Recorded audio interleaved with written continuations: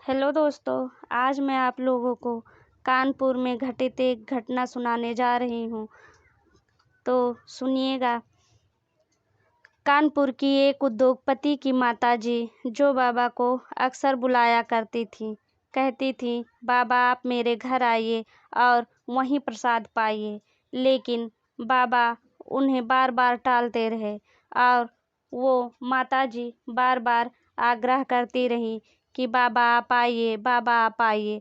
एक दिन उनके आग्रह करने पर बाबा कहते हैं कि ठीक है, मैं आऊँगा, लेकिन आप गाड़ी मत भेजिएगा, मैं अपने आप ही आ जाऊँगा। दूसरे दिन बाबा अपने कार ड्राइवर को बुलाते हैं, कहते हैं, बृजलाल चलो, कानपुर चलना है।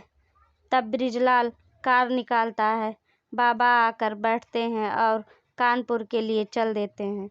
कानपुर पहुंचने के बाद वहां उद्योगपति के घर सोने चांदी के बर्तनों में तरह तरह के व्यंजन रखे हुए थे। यह सब देखकर बाबा का बैरागी मन बड़ा ही दुखी हो जाता है। वो समझ जाते हैं कि यह लोग हमें अपना बड़प्पन और घमंड दिखाने के लिए बुलाए हैं। बाबा को तो प्रेम से कोई सूखी रोटी दे दे, उनके लिए वही बहुत है, लेकिन यहाँ तो घमंड और बड़ाई दिखाने के लिए उन्हें बुलाया गया था। सो बाबा मन ही मन दुखी हो जाते हैं, लेकिन वह कुछ कहते नहीं हैं। वो बैठ जाते हैं। पकवान उनके सामने परोसा जाता है।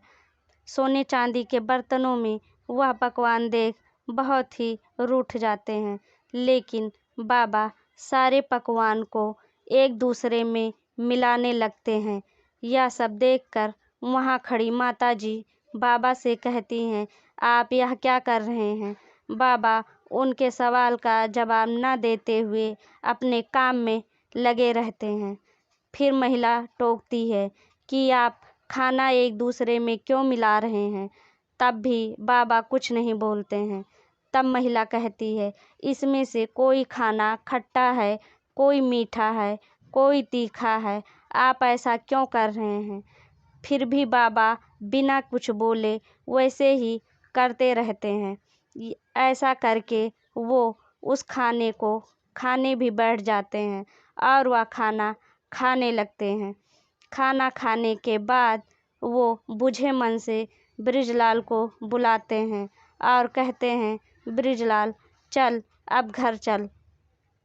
बृजलाल गाड़ी लाता है और बाबा गाड़ी में बैठ जाते हैं। थोड़े दूर पहुंचने के बाद वह बृजलाल से कहते हैं कि बृजलाल मुझे बहुत तेज भूख लगी है।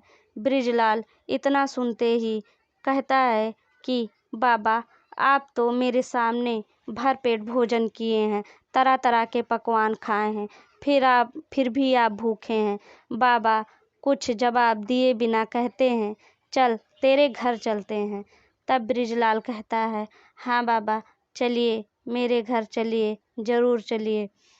बाबा बृजलाल के घर पहुंचते हैं और वहाँ दाल रोटी खाकर अपनी भूख मिटाते हैं। बाबा तो ऐसे हैं कि उन्हें कोई सूखी रोटी प्रेम से दे दे, उनके लिए वो भी 56 भोग से कम नहीं है।